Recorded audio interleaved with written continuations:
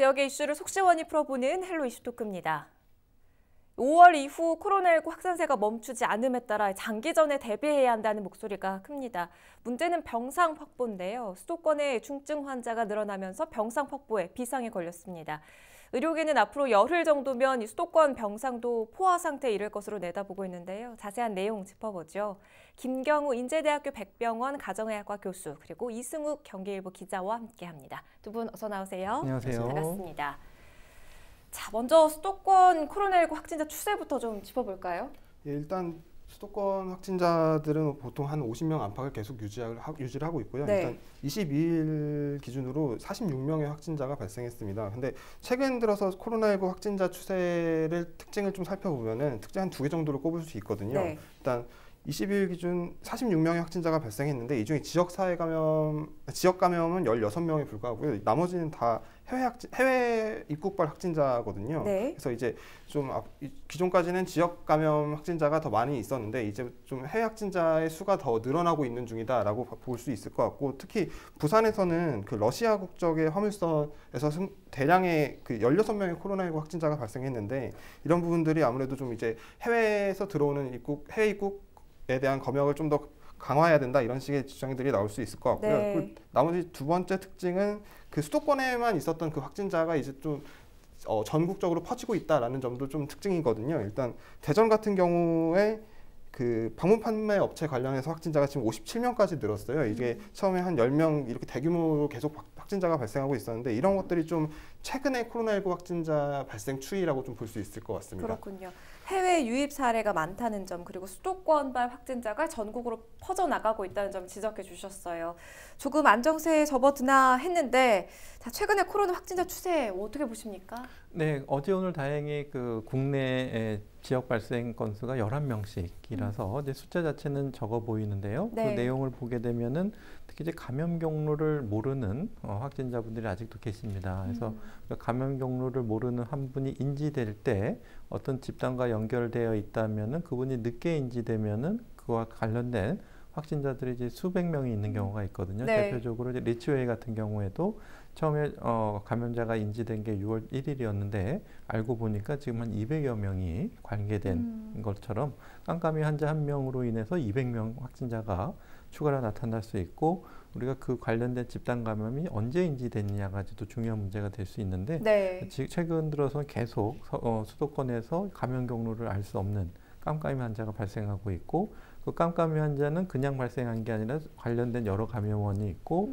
또 인지된 시점에 따라서 이미 상당히 우리가 발견 못한 감염자들이 충분히 있을 수 있고, 그것이 수도권에 모여 있을 수도 있고 또 대전 방문 판매 업체처럼 전국으로 퍼져 있을 수도 있어서 네. 우리가 숫자가 적다고 안심할 수 없고, 언제든지 한두 명이 수백 명의 대량의 감염자를 양상할 수 있는 가능성은 언제나 존재한다고 봐야 될 것 같습니다. 그렇군요. 지금 방역당국에서도 2차 유행이 진행 중이다, 이렇게 판단하고 있죠. 그렇죠. 최근에 정은경 질병관리본부장님이 그렇게 얘기를 하신 적도 있고요. 일단 2차 유행이 진행 중이다라고 봐야 될 것 같다라고 발언을 하신 것도 있는데, 당초 방역당국은 원래는 가을을 2차 대유행 시점으로 예상을 하고 있었거든요. 네. 아무래도 여름은 높은 온도 탓에 그 코로나19가 좀 그 바이러스가 활성화되지 않을 것이다라는 바람이 있었고, 그리고 가을 겨울이 되면 아무래도 날씨가 추우니까 외부 활동보다는 실내 활동이 좀 많아지잖아요. 네. 그래서 이런 것들이 그 가을에 2차 대유행이 올 수 있다라는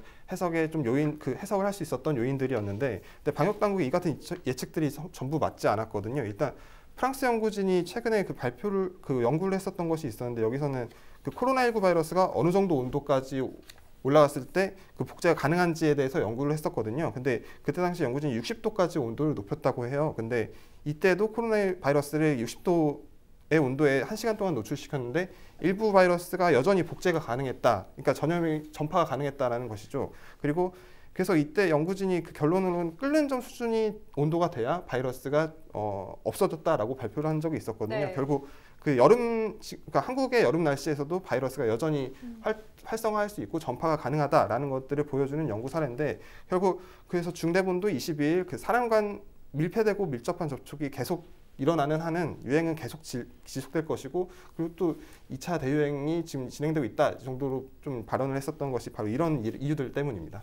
지금 이렇게 확산세가 수그러들지 않으면서 병상 확보의 비상인데 현재 수도권 병상 실태는 어떻습니까? 일단 수도권에는 20일 기준으로 그 중증 환자용 음압병상이 328개가 있다라고 밝혔는데 이게 그 각 의료기관이 중앙사고수습본부에 신고한 병상 수거든요. 네. 그래서 이 중 현재 사용할 수 있는 병상 수가 38개에 불과하다라고 최근 언론에서 많이 나왔고요. 그래서 서울에는 205개 병상 중 24개, 그리고 경기도에는 68개 병상 중 4개, 그리고 인천은 55개 병상 중 10개를 사용할 수 있는 건데 물론 이게 각 지자체에서 자체적으로 그 음압병상을 확보한 것들이 있어요. 그래서 이런 것들보다는 지금 이렇게 공식적으로 나와 있는 것보다는 상황이 좀 더 여유롭다라고 볼 수는 있지만 네. 다만 이들 병실도 계속 코로나의 확산세가 사그라들지 않는 한 계속 찰 것이니까 언젠가는 이 수도권 병상이 좀 한계에 이르를 것이다라는 것들이 방역당국의 고민인 거고, 그래서 이에 대해서 중앙임상위원회도 21일 기자회견을 열고 그 격리를 이유로 병원에서 퇴원하지 못하는 환자들이 많은데 이런 것들에 대해서 좀 입원 치료가 필수적인 고위험군에 대해서는 집단 감염 사태가 발생했을 때 심각한 의료 시스템 붕괴로 이어질 수 있다라고 밝히기도 했습니다. 지금 수도권의 중환자용 병상 가운데 한 10분의 1 정도만 사용할 수 있다, 뭐 이렇게도 볼 수가 있을 것 같은데 인천도 최근 확진자가 늘면서 병상 수가 빠르게 감소하는 추세라고요? 그렇죠. 예, 일단 시에 따르면은 그 중앙사고본부에 보고한 중환자 병상 외에도 이미 여러 음압 병상들을 확보해 놨습니다. 그게 총 344병상이거든요. 네. 이 중에 인천의료원이 237개 병상, 그리고 길병원이 58개, 그리고 인하대병원이 54개 병상을 가지고 있는데 이 중에 20일 기준 확진자가 지금 이 병상들을 사용하고 있는 게 154개 병상입니다. 한 45% 정도를 지금 사용하고 있는 건데 이 중에 한 인천의료원은 237개 병상 중 102개를 사용하고 있고 길병원은 28개, 그리고 인하대병원은 24개를 이용 중인 상황입니다. 지금 이 추세라면 앞으로 열흘이면 수도권 병상이 포화 상태에 이른다고 하는데 또 한편 정부 당국에서는 병상이 충분히 확보돼 있다라는 입장을 밝히고 있거든요. 이런 입장차는 왜 생기는 건가요, 교수님? 네, 병상을 이제 어떻게 운영하느냐가 이제 가장 중요할 것 같은데요. 이제 확진자가 발생하면은 그분들이 이제 얼만큼 장기적으로 입원할 것인가, 그리고 얼만큼 중증도가 높은 환자들을 우선적으로 입원시킬 것인가. 지금은 경증 환자들도 일단 다 음압병상으로 입원시키고 있기 때문에 음압병상을 먼저 채우고 있는데 전에 대구 경북처럼 이제 폭발적으로 환자가 증가할 때는 네. 모든 환자들을 다 음압병상에 수용하기 어렵기 때문에 경증과 중증을 나눠서 경증 환자분들은 굳이 병원에 입원하지 않고 생활치료센터라는 데서 경과관찰하면서 지켜보면은 그냥 약 없이도 그냥 저절로 좋아지시는 분들이 80%다라는 것이 알려져 있고요. 네. 그 중에 한 1-20% 정도는 산소 치료가 필요하기 때문에 중환자실로 와야 되고, 또 그 중에 한 5% 정도는 이제 인공호흡기 같은 보다 좀 침습적인 치료가 필요한 부분도 일부 있다. 네. 이렇게 되어 있기 때문에 어떤 분을 빨리 중환자실 음압병상으로 배정하고 어떤 분들은 생활치료센터로 배정할 것인가, 이렇게 분류해서 환자를 나눠서 해야 되는데 네. 그렇게 하게 되면은 이렇게 중환자실로 입원해야 되는 환자 수가 한 5분의 1로 줄 수가 있거든요. 하지만 반대로 나머지 5분의 4를 관리할 수 있는 생활치료센터를 설립을 해야 되는데 한 20명, 20명 가지고 이제 생활치료센터를 별도로 설립할까 할 때는 약간 조금 주저할 수가 있는데 네. 지금처럼 확진자가 계속 누적돼서 수백 명이 될 때는 별도의 생활치료센터를 설립하고 거기에 필요한 인력을 투여해서 경증 환자들을 격리도 하면서 이분들 중에서 일부 중증으로 진행되지 않는지 잘 관찰할 수 있는, 그렇게 병상 자원을 효율적으로 사용하면서 또 경증 환자분들도 적절하게 치료할 수 있는 이렇게 병상을 운영하는 방법이 으로 볼 때는 아직까지 이렇게 대규모 전국적인 폭발세가 아니기 때문에 병상이 충분하다, 이렇게 보는 의견도 있는 것 같고요. 네. 하지만 절대적인 어떤 확진자 수 증가가 지금부터 계속 증가하게 되면은 물리적인 수 자체가 아무리 중환자만 가려서 받는다고 해도 결국은 부족해질 수가 있고, 네. 추가적으로 이제 음압병상을 계속 꾸준히 확보하는 게 필요할 것 같고요. 또 문제는 전국적인 개수보다 전국적인 분포, 균형적인 분포가 또 필요하겠고요. 네. 한 지역에서 폭발적으로 증가했을 때 그 지역에서 다 수용하지 못하게 되면 그 주변 지자체 또 전국적으로 병상을 효율적으로 배분해서 그분들을 이렇게 받을 수 있는 그런 시스템이 신속하게 하루 이틀 내에 빨리 돌아가야 되는데 그렇게 돌아가는 것이 아직은 좀 운영하는데 좀 어려운 점이 많이 있는 것이 되겠고요. 또 이제 음압병상을 생각할 때 또 하나 생각할 수는 그 물리적인 개수 자체보다는 이 병상을 운영하기 위해서는 24시간 365일 돌아가야 되기 때문에 네. 간호 인력도 3교대로 돌아가야 되기 그렇죠. 때문에 충분한 인력이라든지 또 그 시설을 유지 보수할 수 있는 운영비 또 이제 여러 가지 방호복 같은 소모품 또 그 인공호흡기 같은 장비 이런 것들이 같이 들어가야 되기 때문에 사실 병상 하나가 상징하는 의미는 충분한 인력과 장비, 유지비, 비용 이런 것들을 또 모두 포함한다고 할 수 있겠습니다. 그렇군요. 그 중증 환자의 경우는 음압병상에서 치료를 받아야 하는데 이 일반 병실과 음압병상 어떤 게 다른 건가요? 네, 중환자분들은 아무래도 비말이 계속 나오고 있고 또 의학적인 처치를 하게 되면은 그 비말 같은 것들이 이렇게 에어로졸화 돼가지고 공기 중에 이렇게 퍼져 나갈 수가 있거든요. 네. 그러니까 우리가 일반적으로 비말로 이렇게 튀어서 전파되는 게 아니라 공기 중에 뿜어져 나가서 그것이 호흡기로 감염될 수 있는 위험한 상태이기 때문에 그분들이 오래 머문 병실에서 나온 그런 감염된 공기가 병원 복도로 통해서 밖으로 전염되면 안 되기 때문에 그분들이 있는 병실에 있는 공기가 밖으로 나오지 않도록 이렇게 해야 되는데 그렇게 하기 위해서는 그 병실을 음압으로 만들게 되면은 만약에 문이 열리더라도 공기가 높은 데서 낮은 데로 가기 때문에 복도에서 병실로 가게 됩니다. 그리고 병실에 있는 공기는 적절한 헤파 필터를 거쳐서 정화해서 외부로 배출하게 되고요. 그래서 음압병상은 감염자가 호흡기 감염 질환이 있는 분들이 오래 병실에 머무른다 하더라도 그 안에 있는 공기가 외부로 유출이 돼서 다른 환자라든가 의료진이 감염되지 않도록 그렇게 설계된 특수한 병실이 바로 이제 음압병실이 되겠습니다. 네, 그 음압병상에는 중증 환자 또 위중 환자가 머물게 되는데 중증 환자와 위중 환자는 어떻게 또 가릴 수가 있는 건가요? 네, 우선 이제 경증 환자, 중증 이상의 환자는 이제 산소 치료가 이제 가장 중요한 기점이 되겠고요. 네. 그러니까 폐렴이 오게 되면은 폐 기능이 떨어지면서 충분한 산소 농도가 올라가지 않아서 이제 숨이 차고 산소가 부족해지기 때문에 이제 경증의 폐렴 같은 경우에는 이제 단순 이제 산소를 투여만 해도 산소 수치가 올라가는데 폐 기능이 많이 망가지신 분들은 이제 그때 이제 인공호흡기라든지 에크모와 같은 체외 순환 장치를 치료를 해야 되는데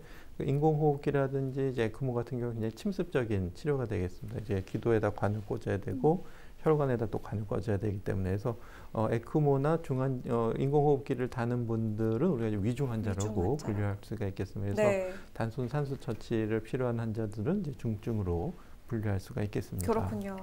자, 수도권 감염 확산세가 이어지면서 이 병상 감소에 대한 선제적 대비가 필요한데 관련해서 어떤 방안이 좀 제안되고 있습니까? 앞서도 교수님께서 이미 제안을 하신 내용인데요.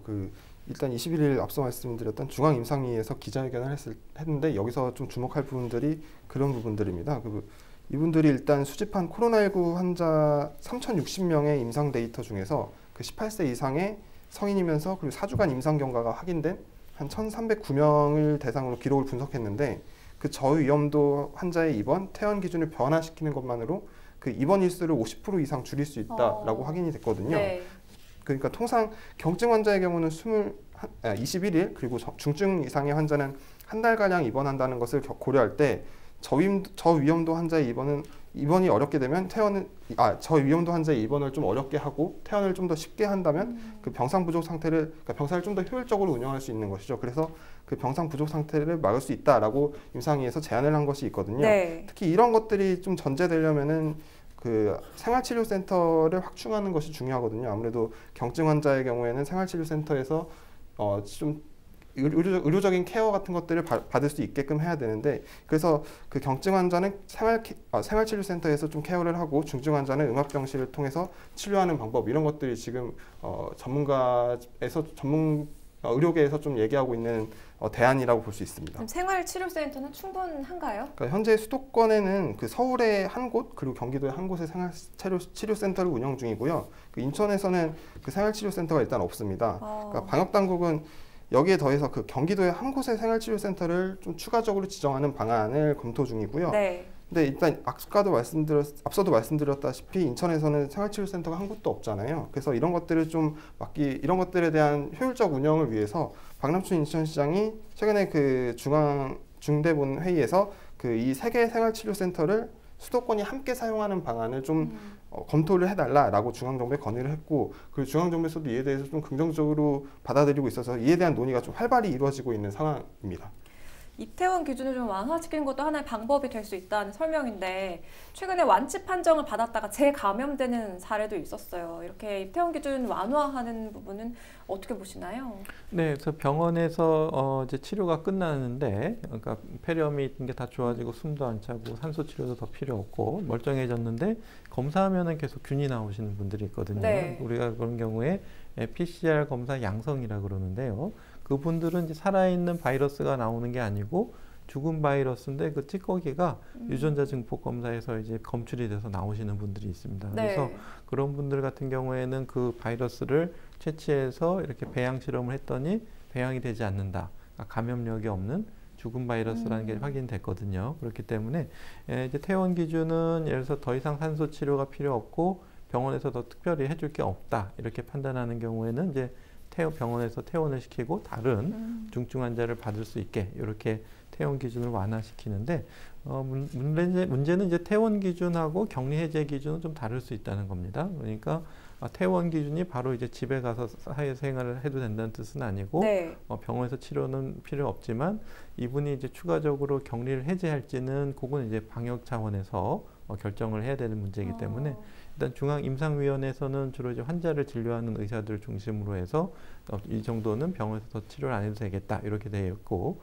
이분들을 사회에서 격리 해제를 할 것에 대한 기준은 별도로 이제 방역 당국에서 해야 되는데, 그러니까 퇴원하고 나서 격리 해제하기 사이에 그 시간이 이제 좀 차이가 생길 수가 있는데 그때는 또 다시 생활치료센터에서 경과 관찰을 하면서 격리 해제 기준에 맞춰서 대기하다가 거기서 이제 격리 해제를 할 수 있는 이렇게 이제 생활치료센터가 또 하나 이제 거쳐가는 과정이 되게 되면은 병상 회전을 더 빨리 할 수 있고, 설령 이제 퇴원했다가 또 악화된다고 하더라도 생활치료센터 다시 또 입원하면 되기 때문에 이렇게 생활치료센터를 중간 단계로 활용할 수 있는 방법이 될 수 있을 것 같습니다. 네. 지금 앞으로 코로나19가 뭐 어떻게 될지 모르는 상황이기 때문에 병상 확보에 마냥 낙관적일 수가 없을 텐데 정부에서는 어떤 대책 갖고 있습니까? 그러니까 일단 중대본이 마련한 수도권 병상 공동대응 체계라는 게 있습니다. 네. 이 공동대응 체계에 따르면 1일 확진자가 100명 미만일 때 이때가 한 1, 2단계거든요. 여기서 네. 4단계로 공동대책을 세웠는데 이 1, 2단계일 때 각 지자체가 그 기본적인 수요에 따라서 거점 전담병원과 공동치료센터를 지역별로 한 곳에서 3개까지 지정해서 시범적으로 운영을 합니다. 그래서 1일 확진자가 만약에 100명 이상, 이때가 3, 4단계인데 이때까지 증가하게 되면은 이 격리 치료를 위한 병상 공동 활용이 시급하기 때문에 통합 환자 분류, 그리고 협력병원 및 공동생활치료센터 지정 그리고 운영 등을 통해서 협력 수준을 상향하는데요. 일단 1일 확진자 100명 발생 시점으로부터 24시간 이내에 지자체 공무원 그리고 전문가, 방역당국으로 구성된 통합 환자 분류반을 설치하고요. 그리고 이 통합 환자 분류반은 수도권 내 3개 지자체 간 병상 교류, 배정에 대해서 신속한 의사결정 등을 진행함으로써 좀 효율적인 그 병원 협력 체계를 좀 가질 수 있도록 하는 것들이 이번에 마련한 그 공동 대응 체계라고 볼 수 있습니다. 인천에서도 감염병 전문병원을 만들어야 한다 이런 목소리도 나오고 있지요. 예, 그 감염병 전문병원이 인천에 필요하다라는 건 이미 보건복지부에서도 인지를 하고 있습니다. 네. 그 복지부에서 앞서 용역을 했었던 게 있는데 이 중에 그 감염병 전문병원 설치 권역 중에 한 곳이 이미 인천이거든요.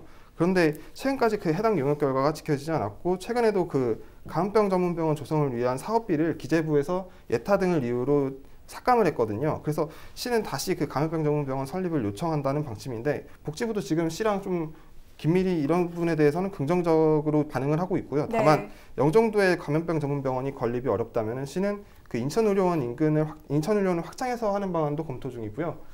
그래서 일단 가장 최선의 방식은 인천의료원과 영종도 각각의 그 한 개씩의 감염병 전문병원 예산을 반영하는 것이 가장 최선의 방법이다라고 보고 있습니다. 네, 감염병에 대한 의료 체계에도 재정비가 필요할 텐데 간단하게 수도권에 지금 감염병 전문병원이 충분한지 좀 의견 말씀해 주세요. 네, 이제 어떻게 운영하느냐도 중요하겠고 이제 어떤 식으로 설립하느냐도 중요할 것 같습니다. 네. 이제 별도로 이제 똑 떨어져서 만드는 것보다는 기존에 있는 대학병원이나 그런 데서 그 옆에 이제 별도의 건물로 독립된 공간으로 같이 연계해서 운영하는 것이 가장 좋기 때문에 지금 수도권에도 이제 충분히 대학병원에 연계된 감염병 전문 병원 병동을 만드는 것이 필요할 것 같습니다. 네, 코로나19 중증 환자 병상 확보에 비상이 걸린 수도권 상황 짚어봤습니다. 헬로 이슈토크 오늘은 여기까지입니다. 고맙습니다.